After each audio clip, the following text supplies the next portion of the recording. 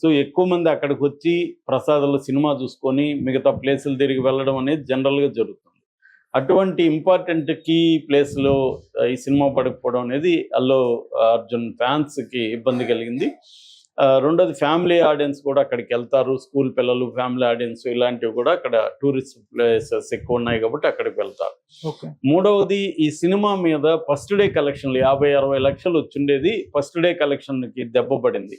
ఆ రకంగా first day కలెక్షన్లు ఇబ్బంది. ఆల్రెడీ కర్ణాటకలో వాళ్ళు నైట్ షోలకి పర్మిషన్ ఇవ్వలేదు, మార్నింగ్ నుంచి ఇది చేయాలని. అక్కడున్న కర్ణాటక ఫిల్మ్ ఇండస్ట్రీ వాళ్ళు ఒక పరాయి భాష సినిమాకి మేము నైట్ నుంచి షోలు ఇవ్వడం అనేది మేము చేయమని వాళ్ళు కంప్లైంట్ ఇచ్చి గొడవ చేస్తే అక్కడ ఆపిస్తారు. ఇదంతా ఏమవుతుందంటే ఇవాళ రికార్డులు అనేవి చాలా ఇంపార్టెంట్ హీరోలకి. ఫస్ట్ డే కలెక్షన్ అనేవి very important. So first day కలెక్షన్ల మీద దీని ఎఫెక్ట్ అనేది బలంగా పడింది. సో కానీ వాళ్ళు ఫస్ట్ డే కలెక్షన్ల ఎఫెక్ట్ కంటే కూడా షేర్ అనేదే ఇంపార్టెంట్ అని వాళ్ళు మైత్రి మేకర్స్ అనుకున్నారని వార్తలు వస్తున్నాయి. నిజంగా అదేనా లేకపోతే ఇంకేమన్నా ప్రాబ్లమ్స్ ఉన్నాయనేది తెలియదు. బయటకు వస్తున్న వార్తలు అయితే షేర్కి సంబంధించిన ప్రాబ్లమ్స్ వల్లనే ఆగిపోయిందని చెప్తున్నారు. ఇక దీన్ని అడ్డుకోవాలని జనసేన లీడర్ ఆయన రమేష్ ఆయన ట్రై చేశాడు. గన్నవరం నియోజకవర్గ ఇన్ఛార్జి చలమల శెట్టి రమేష్ బాబు. సో కానీ నాగబాబు ఇంటర్ఫియరెన్స్తో అది ఆగింది. లేకపోతే జనసేన వాళ్ళు ఫిజికల్గా కూడా ఈ థియేటర్లో ఈ సినిమాని అడ్డుకుందాం అనుకున్నారు. ఇక్కడ కూడా ఒక బీజేపీ ఎమ్మెల్యే కూడా ఈ సినిమాని అడ్డుకోవాలని పిలిపించాడు. బట్ ఎక్కడ కూడా ఫిజికల్గా ఎవరు అడ్డుకునే పరిస్థితి రాలేదు. దురదృష్టవశాత్తు ఆర్టీసీ క్రాస్ రోడ్స్లో సంధ్య థియేటర్లో రేవతి అనే ఒక గృహిణి, వాళ్ళ బాబు శ్రీతేజ్ అనే ఒక బాబు 9 ఏళ్ళు, వాళ్ళిద్దరు సీరియస్ గాయపడ్డారు. రేవతి ఏమో చనిపోయింది, బాబు కోమాలో ఉన్నాడు.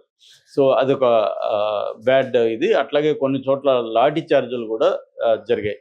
అయితే కలెక్షన్లు మాత్రం తిరుగులేదని చెప్తున్నారు.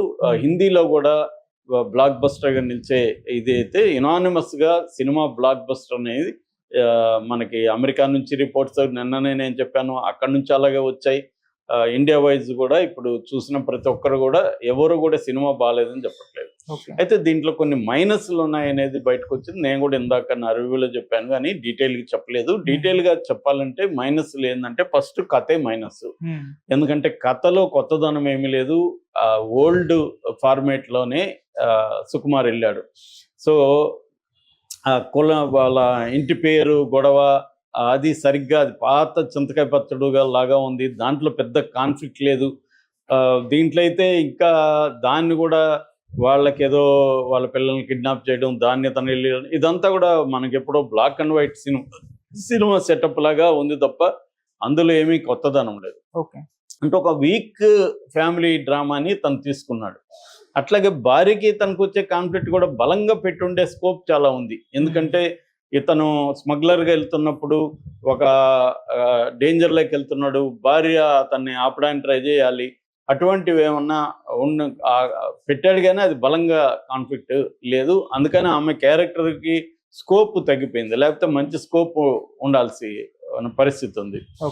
ఇక మూడవది, ఎప్పుడైనా మామూలుగానే హాలీవుడ్ యాక్షన్ సినిమాలో ఒక సూత్రం ఉంటుంది. అదేంటంటే హీరో వీక్గా ఉంటాడు, విలన్ స్ట్రాంగ్గా ఉంటాడు. విలన్ని ఆపకపోతే ప్రపంచం నాశనం అయిపోతుందో, లేకపోతే ఒక ఫ్యామిలీ నాశనం అయిపోతుందో, ఒక సిటీ నాశనం అయిపోతుందో, ఒక బిల్డింగ్ నాశనం అయిపోతుందో, లేకపోతే కొంతమంది చనిపోతారా, ఇలాంటి ఒక ప్రిమైజ్ ఉంటుంది. హీరోని స్టిపులేటెడ్ టైంలో, విలన్ని స్టిపులేటెడ్ టైంలో హీరో ఆపాలి. ఇదే యాక్షన్ సినిమాలో ఫార్మేట్ హాలీవుడ్లో. అందువల్ల విలన్ స్ట్రాంగ్గా ఉంటారు హాలీవుడ్ స్క్రిప్ట్లో. మనకు వచ్చేసరికి ఏమవుతుందంటే విలన్ని వీక్గా పెట్టి హీరో విలన్తో గేమ్స్ ఆడటమే మనకి ఎంజాయ్ చేస్తారు అనమాట. సో ఇది ఒక్కోసారి రివర్స్ అవుతుంది, వర్కౌట్ అవ్వదు. హీరో స్ట్రాంగ్గా ఉంటే సరిపోదు, విలన్ కూడా స్ట్రాంగ్గా ఉండాలి. మనకి పురాణాల్లో కూడా దుర్యోధనుడు విలన్ అని సోకాల్డ్ అనుకుంటే, దుర్యోధనుడు ఎంత స్ట్రాంగ్ మనం చూసాం. దుర్యోధను చంపడం, మోసం చేసి చంపుతారు చివరిలో కూడా. అట్లాగే రావణాసురుని కూడా మోసం చేసే కదా చంపుతారు. వాళ్ళ విభీషణ్ణి కోవర్ట్ నొహని పెట్టి ఆడ ఇదంతా చేస్తారు. అట్లాగే మన భారతంలో కూడా అనేక విషయాల్లో ఇలా కనబడుతుంది.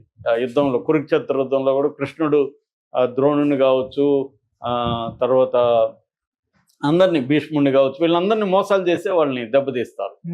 సో అంటే విలన్స్ అనేవాళ్ళు లేదా అపోనెంట్స్ అనేవాళ్ళు, యాంటోగనిస్ట్ అనేవాడు స్ట్రాంగ్గా ఉండాలి. దీంట్లో అది వీక్ అయిపోయింది. బిగినింగ్లో చాలా ఎస్టాబ్లిష్ చేశారు ఫస్ట్ పుష్పలో. దాని తర్వాత దీంట్లో ఫహద్ ఫాజిల్ అతను మనిషే ఇదిగా ఉంటాడు. అతను గొప్ప పెర్ఫార్మెన్స్ నో డౌట్, కానీ ఒక పుష్పకి తగిన విలన్ లాగా రాలేదు. అది వీక్ అయిపోయింది. ఇక ఫస్ట్ పుష్పలో వాడిన క్యారెక్టర్లు ఎవరైతే ఉన్నారో వాళ్ళని ఏదో కంటిన్యూ చేయాలి కదా అన్నట్టు ఉన్నారు, కానీ వాళ్ళకి రోల్ లేదు. అనసూయ క్యారెక్టర్, సునీల్, ఇటువంటి క్యారెక్టర్లకి పెద్ద రోల్ దీంట్లో లేదు. అట్లాగే మిగతా సీఎంది కానీ లేకపోతే మిగతా క్యారెక్టర్స్ కూడా పెద్దగా దీంట్లో బలమైన క్యారెక్టర్స్ అనేవి లేవు. అదొక మైనస్. అది హీరోనే మోయాలి సినిమా అంతా. బలమైన క్యారెక్టర్స్ ఉంటే సినిమా అని డిఫరెంట్ దీంట్లో వాళ్ళు క్యారెక్టరైజేషన్స్ని వర్కౌట్ చేయాలి. ఆ పాయింట్ లేదు. అట్లాగే లెంగ్త్ 3 గంటల 20 నిమిషాలు అస్సలు అవసరం లేదు. ఫస్ట్ జపాన్ ఫైట్ ఎందుకు అవసరం లేదు. హీరో ఇంట్రొడక్షన్ బ్యాంగ్తో చేయాలని దాంట్లో ఏం లేదు. కళ్ళెందుకు కళ్ళ పెట్టడమే అనవసరం. దాన్ని తీసేసి ఉంటే ఈ 2 తీసేసి ఉండొచ్చు, ఏం అవసరం లేదు. అక్కడక్కడ కొన్ని స్క్రీన్లు లాగారు. మామూలుగా హాలీవుడ్లో క్వింటన్ టొరాంటో కాన్సెప్ట్ ఏంటంటే అతను స్ట్రెచ్ చేస్తాడనమాట. ఎంత స్ట్రెచ్ చేస్తే ఆ టెన్షన్ అంత బిల్డప్ అవుతుంది అనేది అతని థియరీ. అతను మాస్టర్ క్రాఫ్ట్స్ మ్యాన్ కాబట్టి స్ట్రెచ్ చేయడం వల్ల అతను చేయగలుగుతాడు. అందరూ అతన్ని చూసి అదేదో అంటారు, పులిని చూసి నక్కవాత పెట్టుకున్నట్టు. అతను మాస్టర్ క్రాఫ్ట్స్ మ్యాన్. అతను మనం కానీ లాగితే లాగినట్టు ఉంటుంది. పుష్ప ఫస్ట్లో కూడా వాళ్ళిద్దరి మధ్య చాలా లెంగ్తీగా ఉంటుంది ఆ బిట్ అంతా.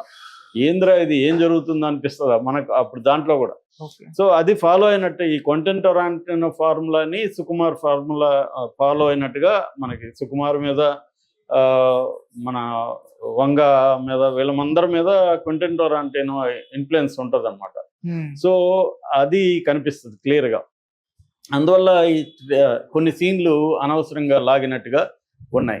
అట్లాగే ఈ కొరికి చంపే సీన్లు ఇవన్నీ కూడా ఏంటంటే విపరీతంగా వైలెన్స్ ఉంది. అట్లాగే పీలర్స్ సాంగ్లో కూడా అమ్మాయి మామూలుగా అయితే అమ్మాయిని ఒక డీసెంట్ వైఫ్గా చూపిస్తున్నారు. అక్కడికి వచ్చేసరికి ఏమో అమ్మాయి నాకు వ్యాంపు లాగా భయంకరంగా నాకు ఫీలింగ్స్ వచ్చేస్తున్నాయి. అది చాలా విచ్చలవిడిగా స్పెషల్ సాంగ్లో చేయాల్సినవన్నీ అక్కడ చేశారు. ఇది సింక్ కావట్లేదు ఓవరాల్ సినిమా ఎఫెక్ట్కి అనే ఇది ఒకటి వచ్చింది. అట్లాగే పాటలు, కిసిక్ సాంగ్ కానీ బ్యాక్గ్రౌండ్ ఇది కానీ అంతా ఎఫెక్టివ్గా లేదు. ఇంకా బాగా చేసి ఉండొచ్చు.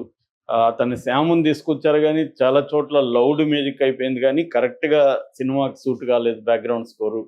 అట్లాగే సాంగ్లు కూడా అంత ఇది లేదు. విజువల్గా కూడా గొప్పగా లేదు అనేది ఒకటి ఉంది. అట్లాగే కాంతారా ఎఫెక్ట్, ఈ గంగ జాతర